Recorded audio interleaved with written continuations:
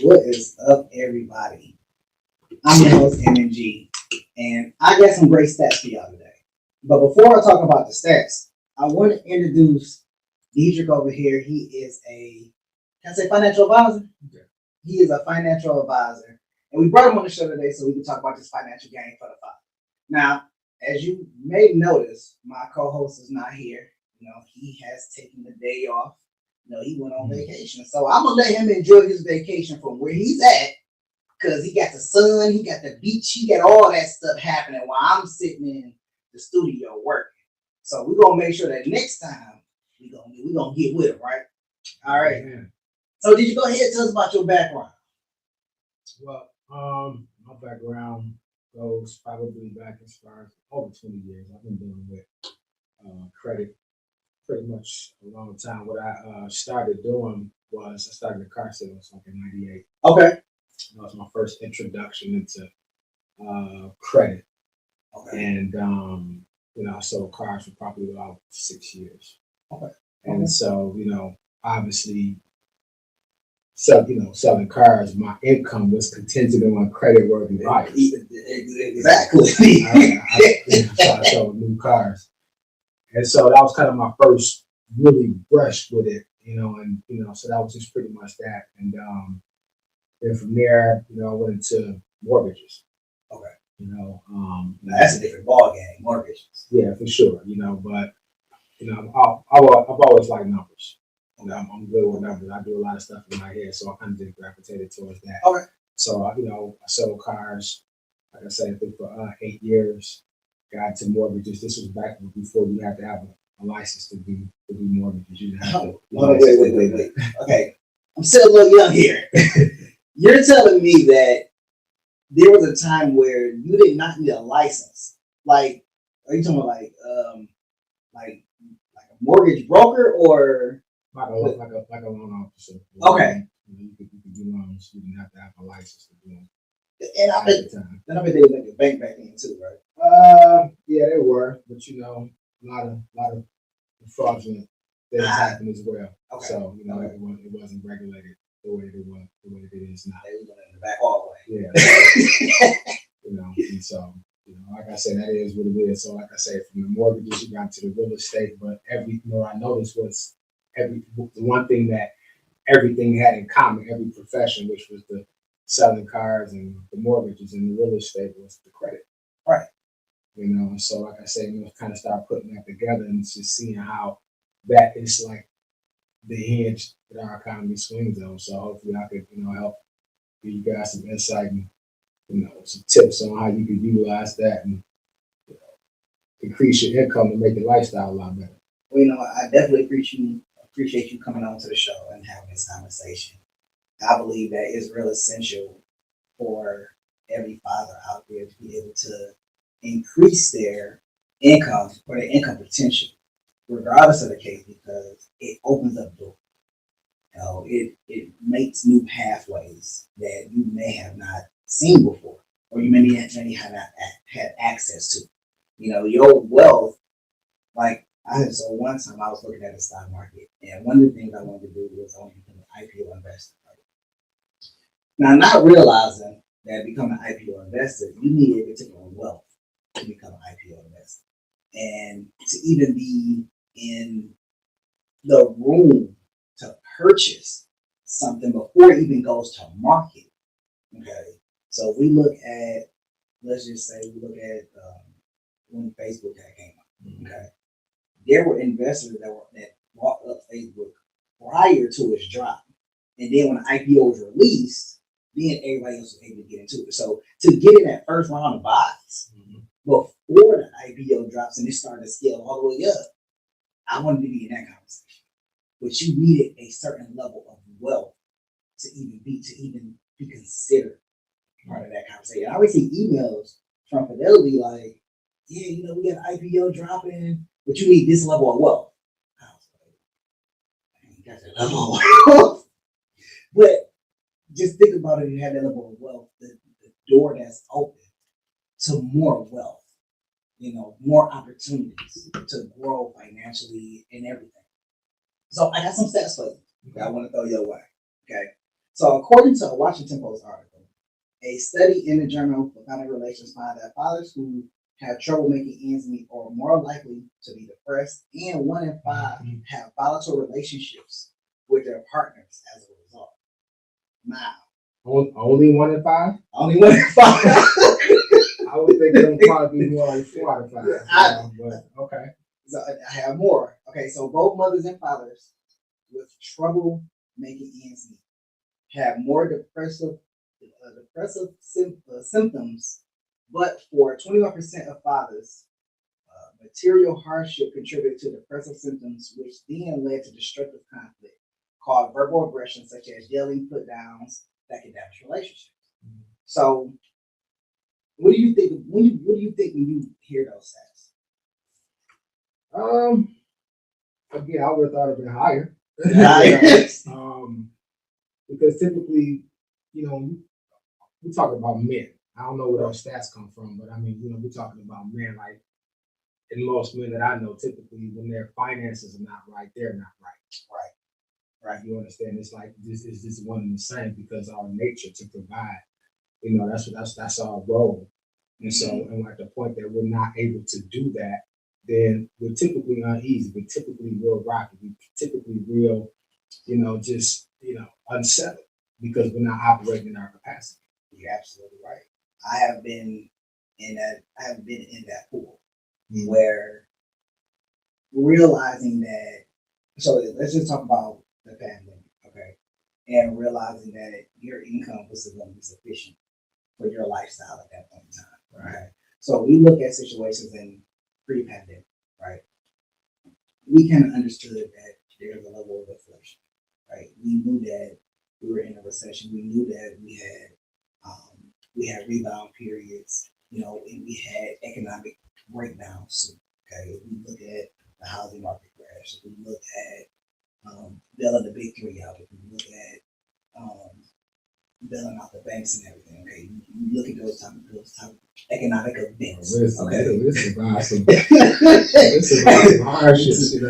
So when you look at these economic events, you don't know how it affects you right away. Okay. And then when it does start to affect you, it starts to affect you in the pockets. It starts to affect you so far as your credibility, how you're able to get credit. So when the housing market crashed, we can no longer loan to certain people on a credit level. You had to have a certain credit level in order to secure loans. So they got real stringent on who they're going to get a loan to, especially when the banks fail. They really got stringent. All right. So we get through the pandemic, and then you realize that either you got laid off, fired, or you were in a job where inflation has grown 7%, and you're still trying to keep up with that 7%. Mm-hmm. And you can't keep up with it because unless you change jobs to a higher position, it's not worth the change. So when I hear these stats that the financial situation the financial deterioration for men, it creates a depressive symptom. It creates situations where men are not in the right mind frame. Because I've been there before. Especially if you got a ton of responsibility. Yeah. You got children, you got a woman, you got desires, you got needs, you know what I'm saying? You got ego. Yeah, you can't focus. And I think that on one end, when you know that you are the primary provider, well, if you are the primary provider for your household, it's even worse because you don't have any additional income coming in, and you're trying to, pay for kids' clothes or put them in certain activities they want to be in, but you can't do it. So you feel like you're letting them down, and it looks bad. Yeah, it's tough, man. You have to be, and we can be. You just have to be smarter, financially. Mm-hmm. There's a lot of things that we were not taught, and it may even seem like common sense things, but when you wasn't taught those things, then it's just not that that common sense. Like, to give you an example, you look at a stat, only 44% of blacks own homes. Right. Right. So that means not even one out of every two black person that you see on a home. Right. Right. And it's not because of money. Right. Okay. Because you can get in the house today with no money down. You can That's buy true. a whole house. That's true. With no money down. That's true. Right. And so it's not because of money. So at the end of the day, like I said, we dealing with a mentality. Because again, like I said, we have to be smart. Like we have to start looking at what makes sense financially. Right. Okay. So if I'm, we were taught to spend money. We were taught to spend money, but not to grow money. Right. Right. So, just for your living arrangements, if I'm paying $1,500 a month, right, I have to stay somewhere. Right. But if I'm spending $1,500 a month, right, that if I have to go out of my bank account, right, yeah, I have to live somewhere. Yeah. But then the question is, what's the best use for the money? You understand what I'm saying? Yeah. And the best use for the money, if you look at it that way, because you want to get a return on your money. Right. Anytime you put it out there, right, you want to get a return on it. So if you're looking at it from that perspective, and you're renting, right? What do you get back when you rent? You stay somewhere. Right. That's great, but you don't get a return on your money monetarily. Okay. Right. You take that same $1,500 and you buy a place, right? Mm-hmm. Then you're getting a return on your money in multiple ways. That's true. Because one, it's a great tax shelter. You can write off the taxes, write off the mortgage insurance and all the different things that come with the house. So you're going to get more money back in the returns. That's one way. Right. It's going to appreciate in value. Right. It's another way. Again, how beautiful is it to have your labor? You know what I'm saying? You're making, $70,000, $80,000 a year, and you got $40,000, $50,000 equity in your property. Yeah, that's true. You know what I'm saying? So again, that's another way you'll make money. And if you want to put somebody in the property, you can rent the property out, you can rent the property out. But again, it's like that's just smart if you're gonna spend $1,500. Yeah. Again, you want to make sure that you're getting a return on your money. And like I said, it's putting you on the plus side of the paper, like we were talking about earlier. So when we look at that, how would and I was kind of talking about this with some coworkers earlier, but it was kind of like on a different level. Speaking about being on the positive side, how important is it to know what your cash flow looks like? Like just being able to sit down and say, okay, this is what I got coming in. It's everything. Just to have a detailed picture. It's everything. Because I know some people try to do it inside their head. No, man. And they like, I know what's coming in is coming out. I got this coming in, I pay a bill, boom, that's good. But nobody wants to sit down and work it out on paper to understand my cash flow coming in versus my cash flow coming out, especially when they're coming and going at two different speeds. That's a great question, man. I mean, like I said, it's everything. It's everything. It's the first thing.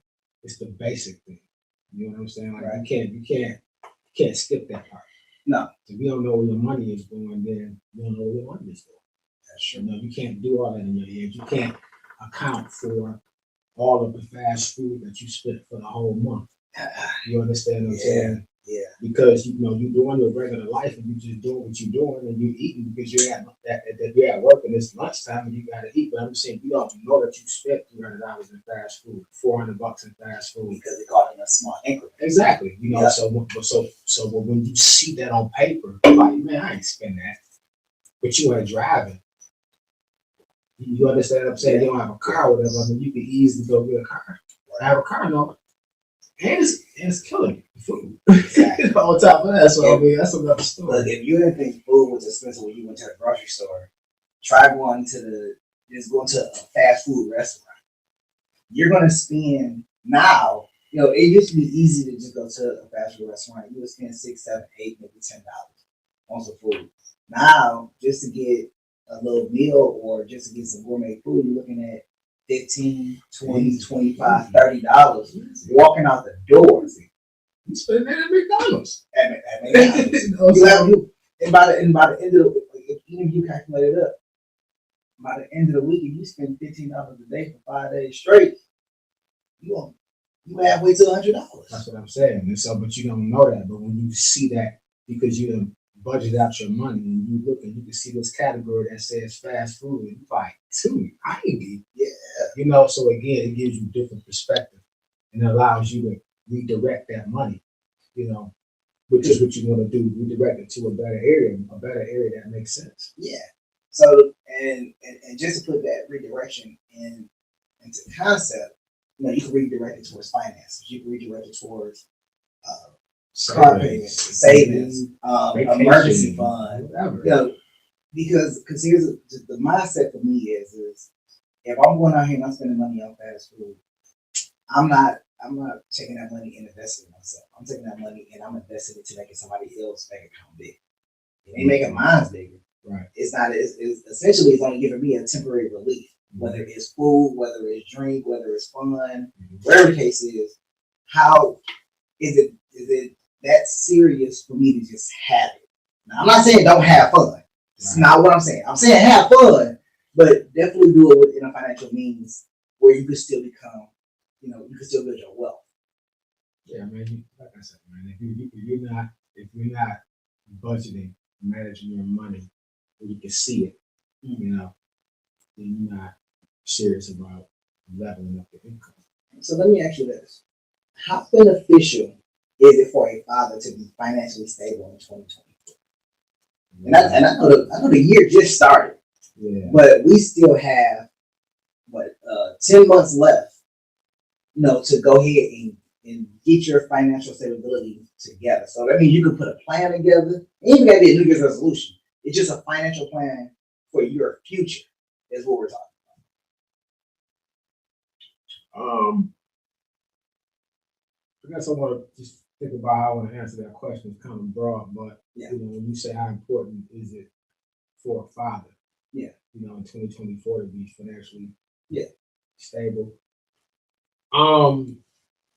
You know, right now, man, I'm gonna say this. I mean, it's important for fathers to be financially stable, you know, today more than probably any time in the history. Yeah. You know, of our country, man. And I'm saying that is because, like, when you talk about a father, like, the role of a father, like, is to father. You know what I'm saying? He has children. You know, like I said, you know, whether it be a son or a daughter or whatever. And so, you know, when you talk about how important it is in 2024, I'm saying, you know, like the children today face and go through things and that we didn't have to. Like, back in our day, like, you know, we didn't have internet and we didn't have a lot of the things that they have. And like I say, society has become a lot more loose than it was than when we were growing up. Yeah, that's true. So all I'm saying in essence is, like, you know, it's real important for, like, the children to have identity, you know, and the fathers establish that. Yeah, you understand what I'm saying? So again, like, when you have fathers that are not financially stable, you know, it's gonna affect his ability to be in that child's life. It just does. You know, the time, you know, thereby, you know, the quality, you know, again, because, you know, it's just like we were saying earlier, I mean, if a father's or a man's finances are not right, I mean, it's not much, you know, true. You know, he can do, but think about how to make some money, you know. And so, like I said, if you got a kid, you know, typically, you know, if you have for most children, they're gonna probably stay with their mom in their earlier years or whatever. So, you know, you got a dad, and my children came to me when they was like maybe 9 or 10, something like that or whatever. But I'm just saying, you know, if you have a dad, typically they're gonna come through on the weekend or whatever the case is, and, you know, the kid's gonna want to expect to do something. Yeah. You know, and there's a lot of times your father don't have the means to do that. Instead of really coming to get the kid and knowing that, you know, they're just gonna be there regardless. Right. A lot of fathers just won't cut it, unfortunately. You know what I'm saying? And so, like I said, there's been times like where I, as a father, was just like, dang, man, I don't want to just sit in the house with him or whatever. You know what I'm saying? Just being real. So, like I said, but that time is so needed. It's needed now more than ever. You know, so like I said, you know, if for fathers in 2024, like I say, like, we have to be financially stable because, again, like, well, you know, it's not a time we can have them breaks in our children's lives like that. They need all of the influence that they can get, all the direction that they can get, you know, all of the guidance that they can get. You're absolutely right. Because, going back to what you said, if we're looking back, way back when, 10, 20, 30 years ago, during that time, we would be outside. Yeah, it's different. We would have those activities out there. We didn't have access to so much information. And the only way we was gonna get that information is when we went to the library. So now, we wasn't as influenced as they are. exactly. So we wasn't as impressionable. One of the things that is different from then and now, so far as influence, is you only have so many channels on TV. Exactly. Okay, so you had the news, you had a few TV shows. I'm being real. I remember So when TV went off. But TV went off after 12 o'clock. Like it wasn't up to static. Right. So now you have so many. Like you didn't really have celebrity news back then. You didn't really see it unless it was just like really big. Now it's just everywhere. That's why I said they need to ask more than ever, man, because there's so much competing for their attention. Yeah. To influence, and that's the main thing. Like we didn't have to, like fight against mainstream media and social media. We have to fight against that. That's and so like I said, with that just being out there, man. Like I said, man, these kids they needed fathers back in the. They've always needed fathers. Yeah, I was saying today more than ever. Yeah, you know what I'm saying. Yeah. So it's not real hard, like I say, man, to be really financially stable when you can do some things. You just have to be smart. Like I say, man, you have to know your money is going. You have to have a budget. Set the square sheet. Nothing elaborate. Just something that could just show where your money is going. And I think when we look at the economy, just like if you look at the housing market, everything is pretty much inflated. At one point in time during the pandemic, cars were inflated, and when we look at those economic changes, we definitely want to make sure that we're ahead of the curve. And it's not always easy to be ahead of the curve, but if you sit down and you look at your budget, you look at, okay, how much was my groceries last month? Did I buy the same food versus how much groceries is this month? Maybe you want to learn some new recipes in order to try to cut some of the corners on buying less junk food and more plentiful food that's going to last a little bit longer. Yeah, I mean, you only get budget so much. Like I said, it's only so much money, but it's still important to budget. A lot of people think it's not necessary because it's like it just ain't enough. But it's still, you need to know why it ain't enough. So and it's still where it's going. That's one thing. Yeah. And then you have to have your credit right. I'll share a story. There was a time about 10 years ago, me and this young lady we were dating, we were living together, and we were talking about getting married and everything. Right? So we sat down and we actually did a budget, because we wanted to save for the wedding and everything. And I was working 2 jobs, put that money in there. She worked her job, we put that money in there. Child costs we put in there. Put a lot of things in there, right? And we still came up in the red. And it was more frustrating for her because it was coming up in the red than it was for me, because I'm like, okay, well, I could put some more hours at my second job in order to get out that red. Or I can see what I could do at my job. Maybe they offer up some weekends. And that's what you want. You want perspective. Right. You see what I'm saying? You want to know where you are. So that way you can make adjustments. Yes. It was things where it was like, okay, well, I'll pick the kids up on these days, so it'll save you some gas, just trying to make those little adjustments to get us out of the red. And I think that for relationships, that communication works. But even for more personally, it works well too. Just to be able to see the big picture. I think a lot of people are afraid of the big picture. That's it right there. That's what I think. I think a lot of people are afraid of the big picture. But it doesn't change the fact that it needs to be done. You know what I'm saying? And like I said, until you really do it, like I said, you're not really going to get a hold of your finances the way you want to get a hold of your finances, the way you need to get a hold of your finances. Because again, you want to be in touch with your finances. You want to know what's going on frequently. So I was talking to a gentleman. Mm-hmm. I was talking to a gentleman. We just did an interview. Make sure you go ahead and check it out. It was an interview with Ju-marri, and we were talking about wealth. And I had asked him a serious question. I said,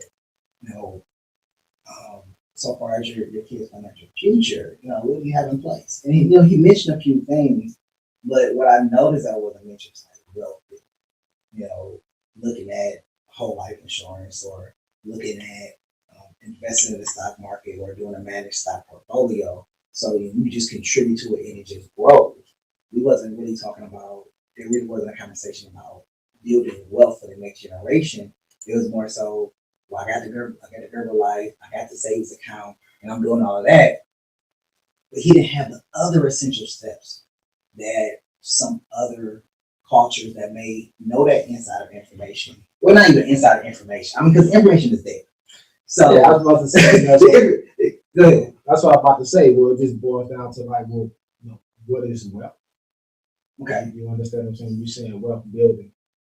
And because wealth is, we're talking about passing down wealth from generation to generation. Like what is the wealth? Right. The real wealth. You know what I'm saying? We talk about wealth building.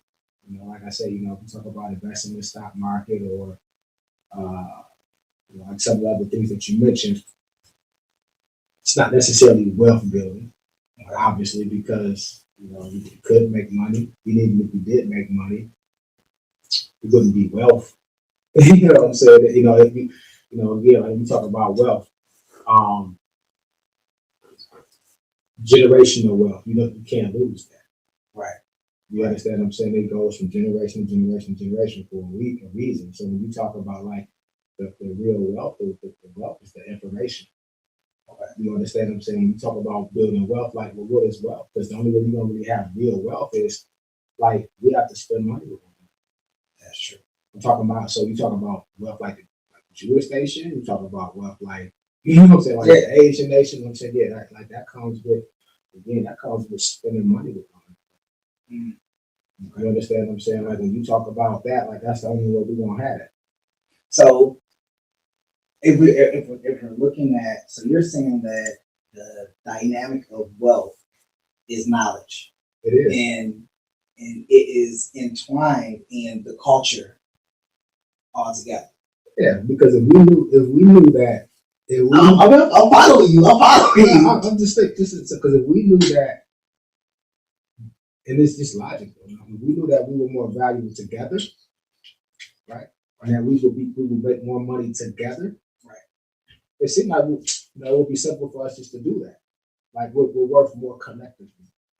Our value as a community. I'm talking about blacks the same way, Asians, Mexicans, the Jews the same way they do. Like we're the only culture that don't do business with one another. Right. But when you look at wealth, when you look at our community, you look at the wealth that is attributed to African Americans. You know what I'm saying? We don't do business with one another, and it's simply because of that. Like a lot of people will say, and they'll talk about the term, and they'll say circulating wealth in the community or the dollar circulating in the community. But they really understood how that works. Like, how does the dollar circulate? Like, the only way the dollar circulates is by an exchange of one hand to the next hand to the next hand in the same community. Right. You understand? So that's just, it doesn't leave out. It's blacks and community, whatever the community is, whether it's blacks or Asians or whoever, you know what I'm saying? It's them doing business with each other. That's why that money stays in the community. So you look at the city of Detroit, it's predominantly black, and it has been for quite some time. But when you look at them, at one time, I think we had, in the Coleman Young was probably about $1 million. Mm-hmm. One time, like, because Coleman ran the city for about 20 years. And the city was doing good. I like the Coleman Young administration, man. Shout out to Coleman Young. There was $1 million people. There was over $1 million people that lived in the city of Detroit. Now let's think about, again, just if 1 million people and that money just circulating, and it's just staying in the city.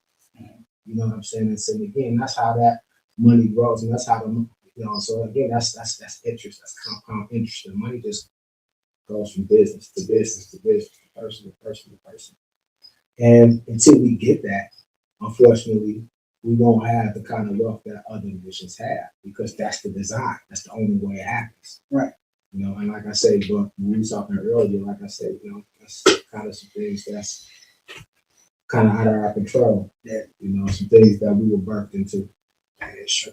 That is true. So what we're gonna do now, we're gonna open up the hotline. So if you want to go ahead and call in, you got some financial questions for Dedric, you can go ahead and ask him. We're gonna sit here and keep on chopping it up. But if you want to go ahead and call in, hey, the hotline is open. So go ahead and get your questions in while you can.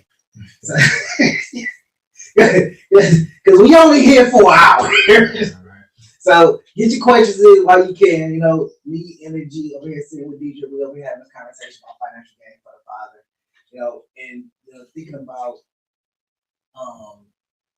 just thinking about different businesses and keeping that money within the city and within the community. I think the same principle will go with just keeping money within the family. So if you have a business and I have a business, we should support each other's business.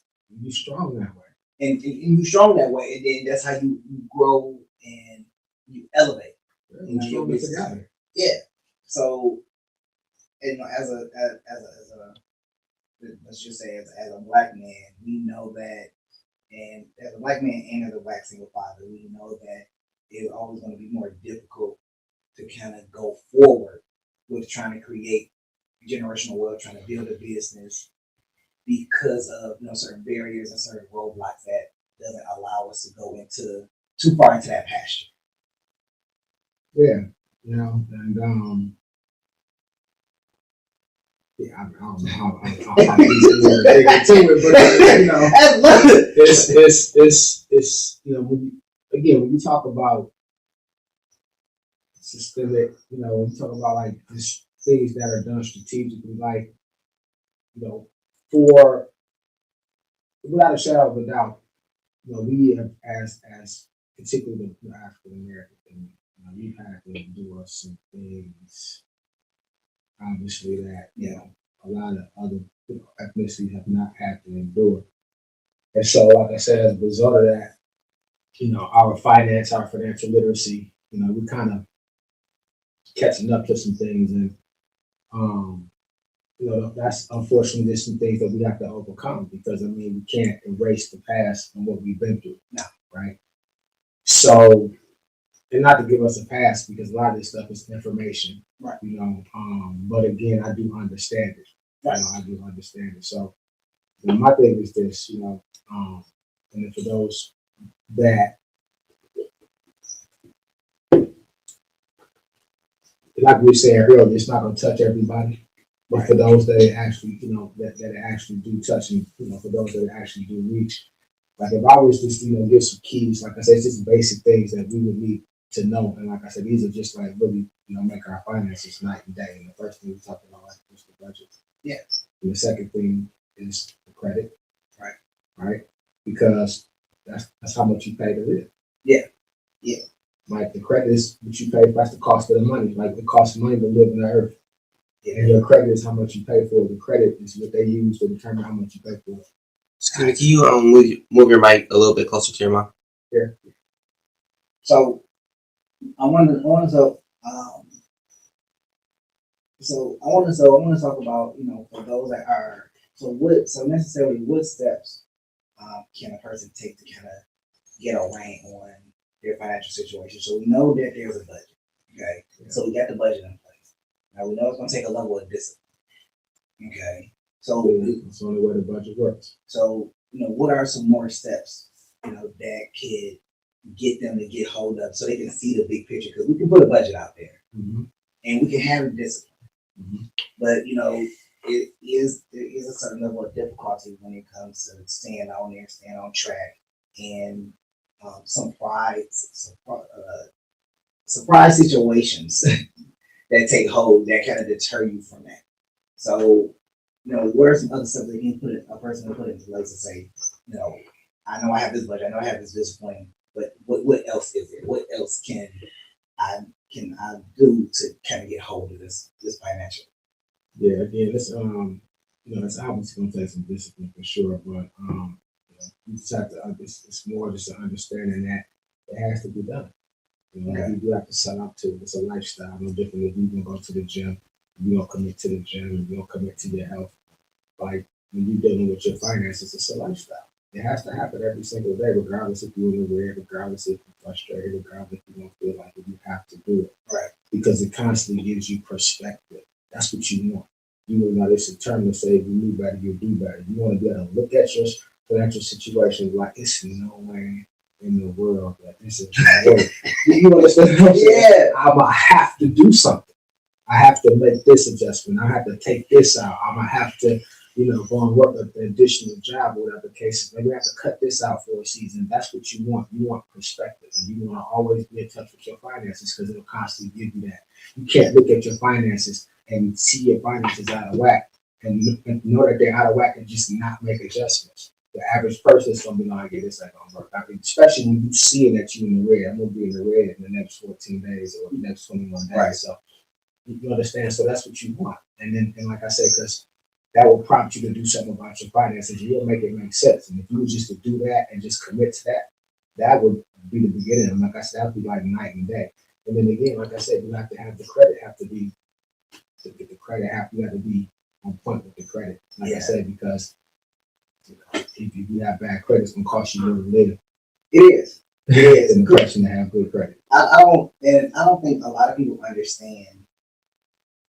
I don't think people understand. I think people kind of found out late, and I would say I was one of them. I didn't find out late how credit actually influenced what I was able to do with my life, so far as where we live. When your children go to school. When your children go to school, what you drive. I think and I'm not gonna say it's the whole culture, but I think that there are individuals that are out there that have learned about credit at such a late age. And it doesn't mean that you can't fix your credit. You can still fix your credit. It may take a little longer, but it's a lot different when you're 18 and you know about how to take care of your credit, manage your credit, so you can keep a high level credit score and able to have low interest rates. Mm-hmm. Get a bigger loan for a house. Have a lesser down payment in some cases. Mm-hmm. All of that credit influences so much of your life. It's systematic the way it is, and it influences so much of your life. I know a lot of people see the commercial. Well, I can get a new car with a 650. Yeah, but you're gonna have 11% interest rate. Right. Yeah, you can get a new car. Yeah, you can get a new car without a down payment, but you're gonna have a high interest rate, and your payments are gonna be extremely high. Exactly. So and you're gonna be upside down in the car.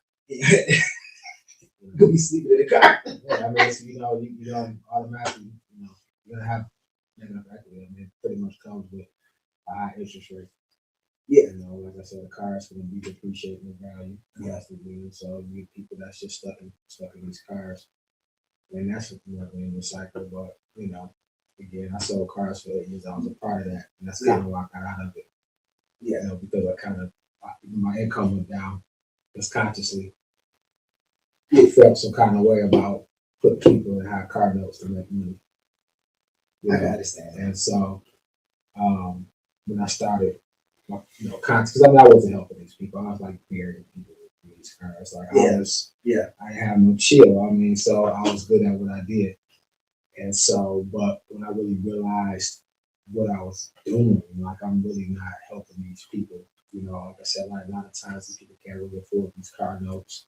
They juggling and so again, it's just a bad situation. And so as I started to realize what I was doing, income started to go down.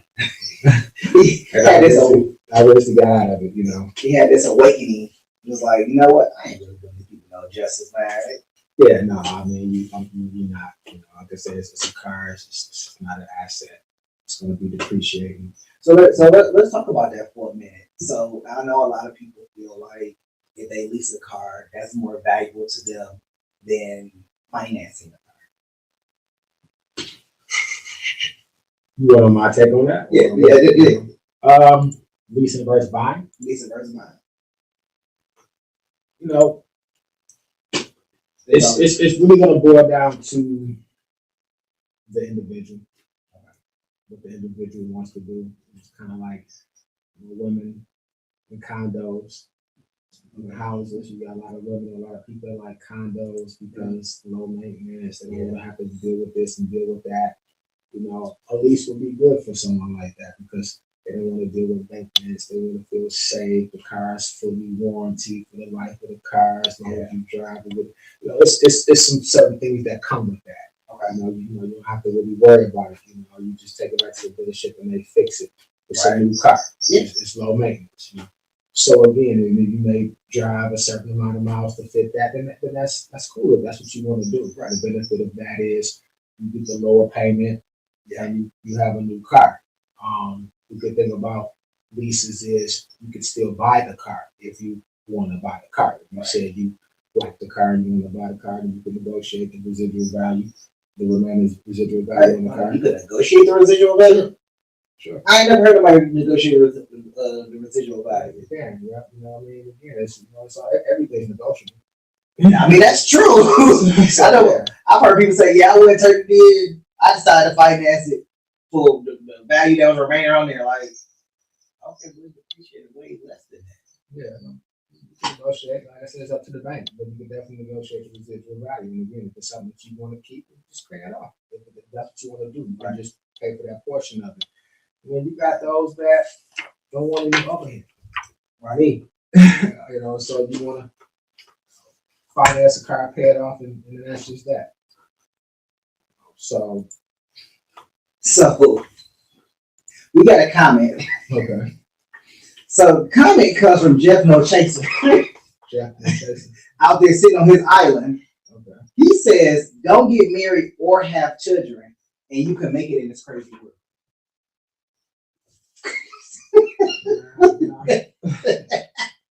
Talk about finances. We talk about two things that require finances for sure. That is definitely true.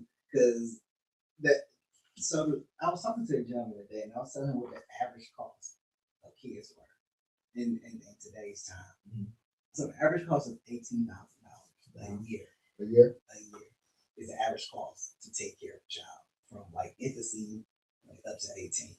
And I was a little shocked because I know that it has went up, but when I think about $18,000 a year, and I look at my income, I'm like, that's $18,000 less than I make.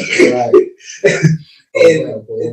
and you talk about the bulk of your money is within the first 4 years of a kid's life, because you do have a spouse, either they're not working or y'all both contribute to daycare, and we already know daycare is a high cost. And that's why it's essential, to have that. That is really constantly growing the fastest. And don't get me wrong, I'm happy for people that want to have kids. I just know the financial aspect of it is very high. For me, is very high.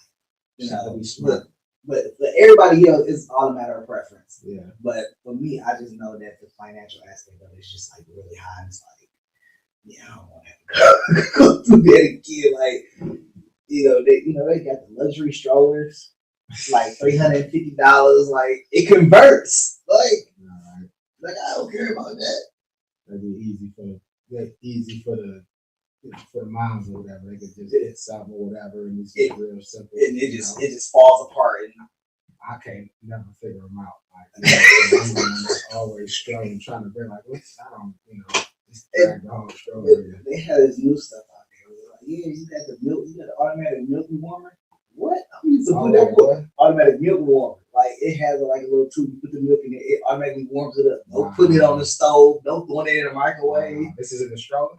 No, it's like a little device you just plug in. Okay, that was part of the stroller. Like, man, that was part of the stroller. That would be dope. Wow. Like the income value of that is just. I am quite alright. I'll take my one and done. I'll take my one and done. All right, so let me ask you this. Wait, we have a comment. I can't write this one at a time because you're gonna speak a little bit too fast. Stop taking my note cards. Anyways, this is also my producer's talking to me. This is also from Jeff. How can I have good credit and a good wife and live good something? Go. So it looks like Jeff No Tracy might want to be on vacation today. What's the question? What was the question? I'm sorry, the grammar's messed up. Hold on. How can I have good credit and good wife and live good something gonna be effed up? How can I have good credit and a good wife? And what else? And live good, something gonna be effed up. And live good because something gonna be fucked up. He said, how can I have good credit And a good wife. and good wife and live good? And live good. He said, because something gonna be messed up out of one of the three, you know. Good credit. I have no idea. Good credit, a good wife, and a good wife. And what was the last part? Live good, like have a good life. And live good.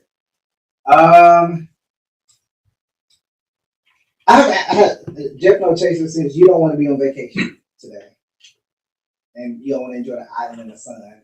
I got an answer for you. You can have a good wife, and you can have the good kids, and you can have the good lifestyle. But it's not going to be good all the time. So there's always going to be times where, one part of that is going to fall off, and that is the ups and downs of life. Your life is going to be up and down. Sometimes work is not going to be great. Sometimes marriage is not going to be great. Sometimes raising your kids is not going to be great. And you have to go through those waves in life in order to appreciate what you have. So you can say, yes, I have a good life, or you can say, how can I have a good life, good kids, and a good lifestyle? It's because you have gone through the waves and the ups and downs to achieve that bliss that you is now, because you had to go through storm to get there. So it's not always going to be so topsy-turvy. It's like that in the beginning sometimes, but it's not like that forever. So you're going to have a topsy-turvy so you can appreciate the good times that you look forward to when you get to the future. That's funny. He just said, "No, my bank be down." He said, "No, my bank be down." Anyway, got time for bro. You better enjoy that vacation in that island. So get some sun up for me. All right, so unless you got another question or something like that, all right.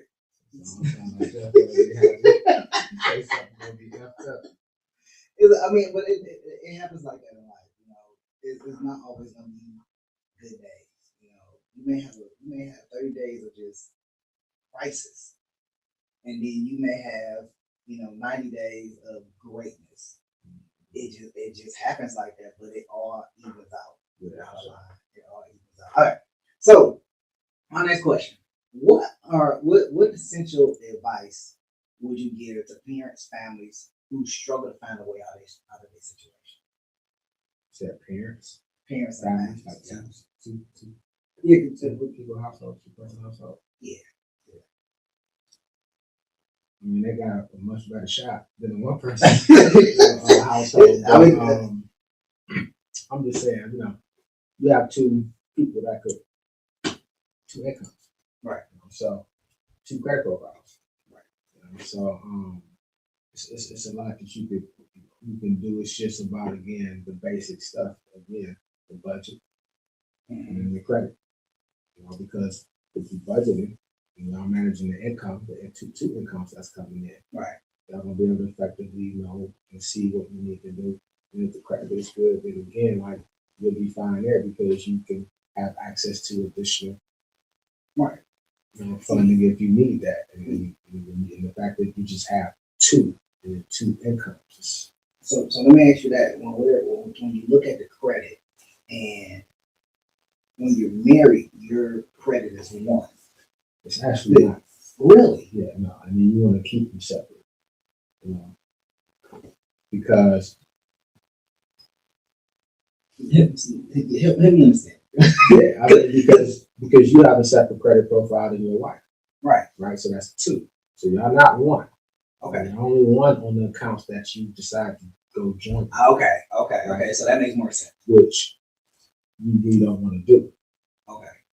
Because again, she should have a separate profile. You should have a separate profile. The reason that you don't want to join your profiles together is because if you join on the account and you take a late payment, you say it gets tight or whatever the case is, and it gets a little rough financially, and you have to pay the car note late, but y'all joint, you have to take a hit on your credit report, and she has to take a hit on her credit report because y'all on the account together.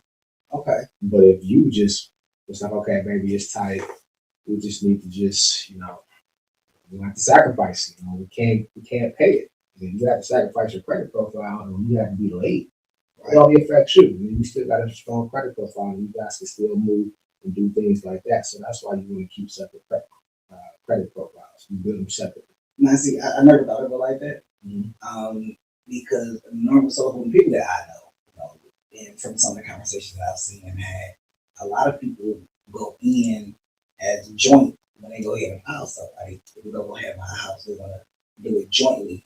They bring their, you know, that's fine. Together. You know, for a house. Yeah. You know, but I'm just saying, particularly, you know, credit cards are not a good idea because credit cards hurt you in two ways. If they're late, then you have to take that hit on your credit, and then if they run their balance up, your balance goes up on your credit profile, so your scores go down. So, you know, credit cards are not particularly good to do that with. You know, they're like, but a house is a major purchase. You know, people do that different, you know, security reasons and blah blah blah. But I'm just saying, any other account, if you can avoid it, then you want to get them set. Okay. Yeah, and I completely understand that.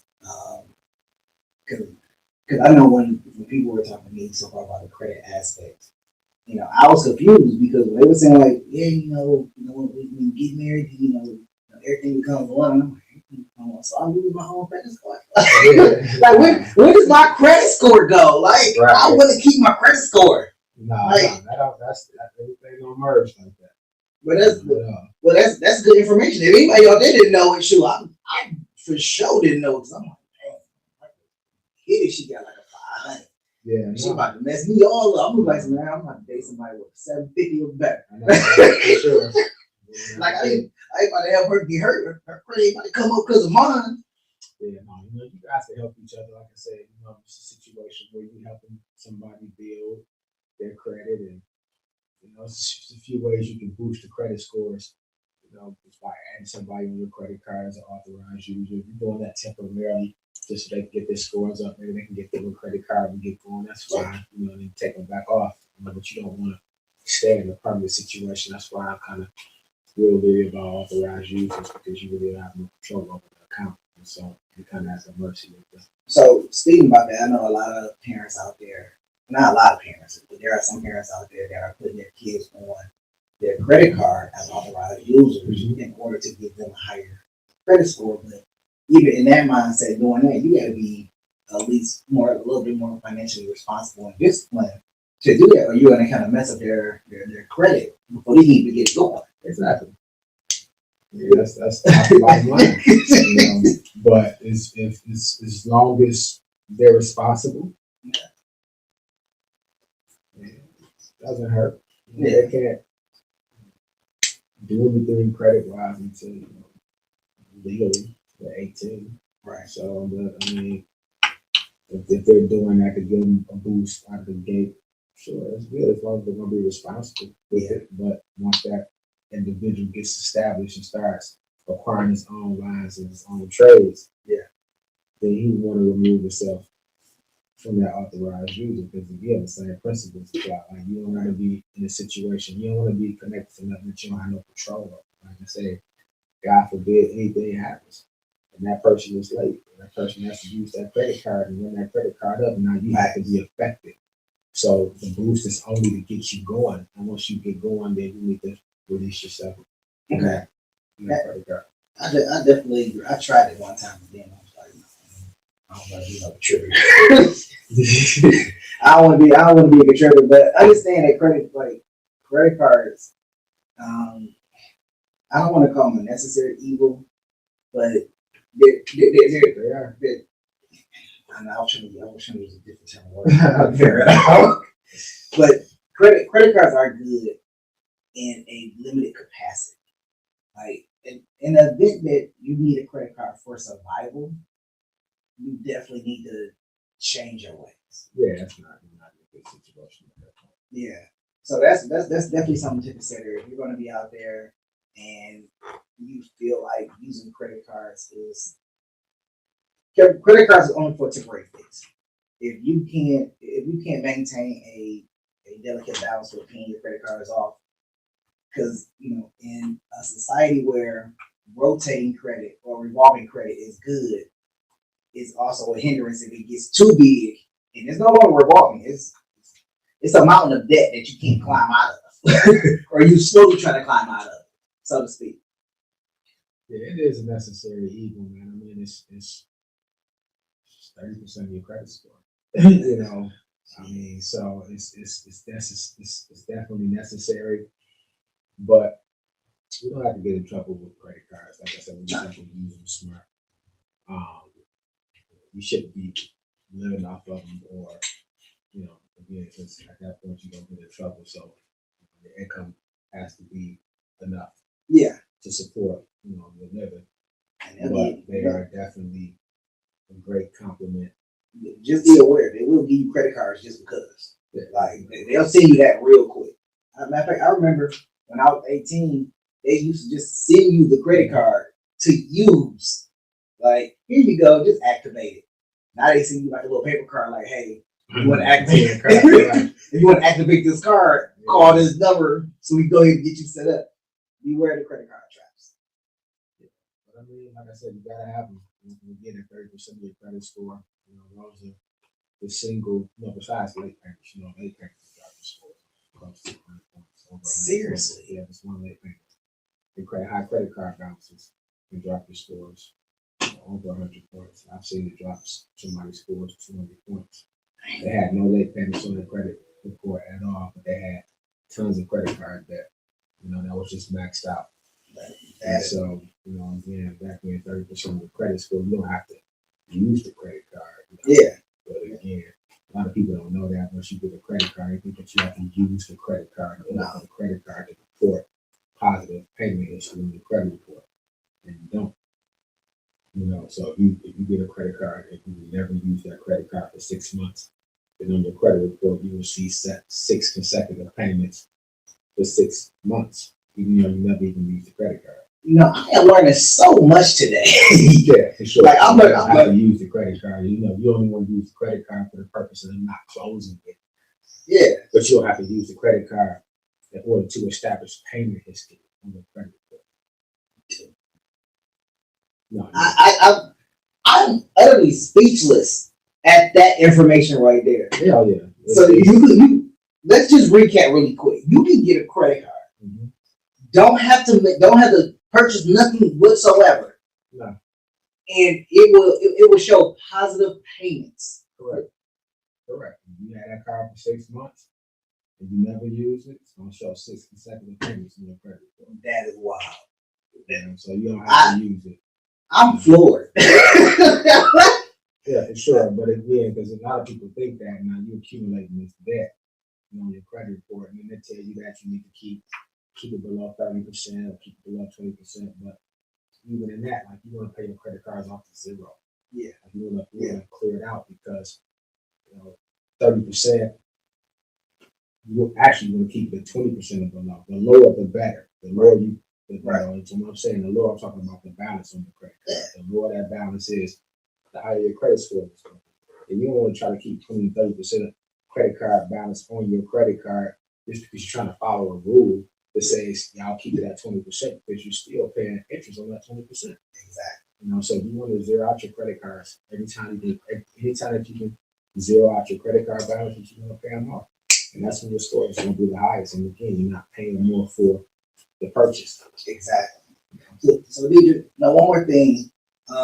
Is there any last thing you want to say, to anybody that's out there that, maybe probably have called in or anything or do a comment out there? But is there any last, words of advice that you want to give any of the fathers or the people out there that want to repair themselves, repair their financial situations? Get the help of an expert. Get the help of someone that's an expert in the field. Right.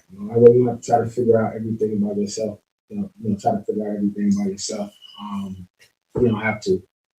It's like I said, it's a solution for every financial situation. So again, that's what I would do.